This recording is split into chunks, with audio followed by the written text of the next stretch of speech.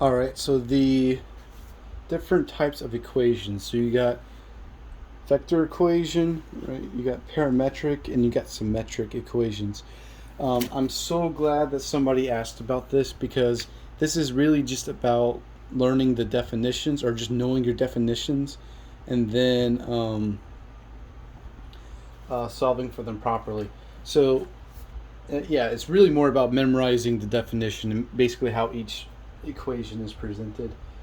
This problem, you're given 2 points, P to Q, right? You got your P is -1, 3, and you got Q, and almost always it's from P to Q, which means you take Q minus P, right? But it even says it on the paper, on the question. It says start at P and at Q, so that way there's no confusion whatsoever. So if you do the math, you get the directional vector. I think that's what it's called. You get 5, 0, 4, right? And so that's what's given to us. Now, I mean, we kind of had to solve that, but that's elementary. All right, if you don't know this, you're in big trouble. So, first things first, vector equation. That this is extremely relevant, and then your starting point is still very relevant. Vector equations, you should have it in your notes. That the vector equation equals, it's always going to be, you got your, so this is going to be for your I. I actually don't like this I, J, K, B, S, whatever. I don't like that. But anyways, it's going to be the difference of the vector, right? That's kind of like its speed, like how much it's increasing. So that's going to be your times t. And then you're going to subtract, oops. Wait a minute. Okay, yep. And then you're also going to include its starting position. So the starting position is going to have an effect. So when this is 0, then you're starting at -1. And then when this 1 second goes by, you travel 5, and then you're traveling 5 from -1. So that's why you include the starting point. Plus, I'm going to do it like the fancy way, right? There is no traveling speed with this one. It's just 2. I'm just putting the 0t just to show that I understand that the t is supposed to be there.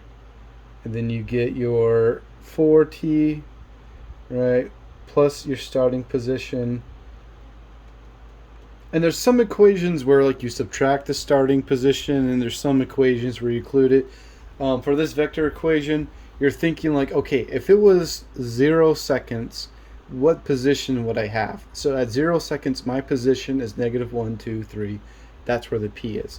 So this is vector equation. Please memorize this to heart. The next one is parametric equation, and then also there's going to be a symmetric equation. For parametric and symmetric equation, you're counting 3 different components. So this is all one equation. I've seen some places, also I just want to sidetrack. Some places have this a V for like vector or VT for vector. Don't get confused. That's not necessarily velocity. That's just V for vector. So VT. I think he might want to see that on the test. He may not actually care, but that's what I put. I got points. So anyway, parametric equation. You're talking about 3 components. All you're doing is you're just separating this out. There's no difference really between the parametric and the symmetric. Y equals 2, right? Don't write 0t plus 2. Write y equals 2. If your t is 0, or your scalar is 0, is what it's actually called, right? and then z equals 4. Yeah, all you're doing is just rewriting the problem, right? You're not even finding anything new here. So this, right? This is vector, v for vector, one equation. This is right? Parametric. And then we're going to get to symmetric. Symmetric one, this is actually interesting because I got this part wrong. Golly day, that glare. All right, y'all see that? Okay. I gotta do something about that glare. Anyway, that's covering the z. Symmetric, because there's a 0 in the t and then there's like a y equals 2, what you would normally see like in Pearson or like in my notes, you always have equations that are equal to each other.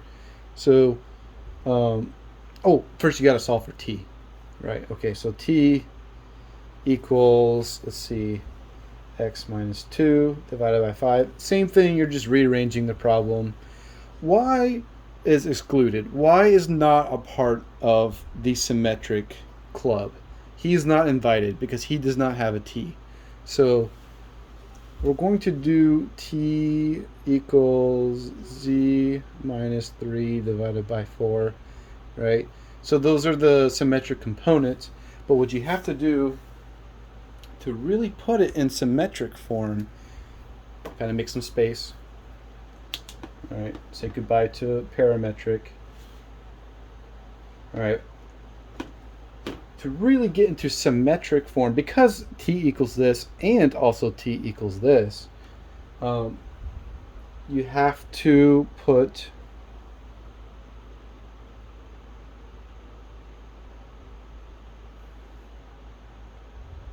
oh shoot, that's supposed to be a plus.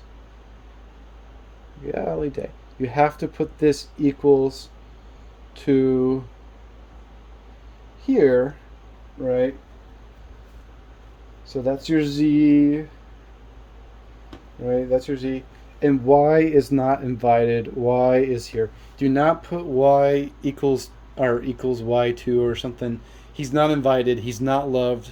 We don't want him. He's not invited to the club. So that is your symmetric equation.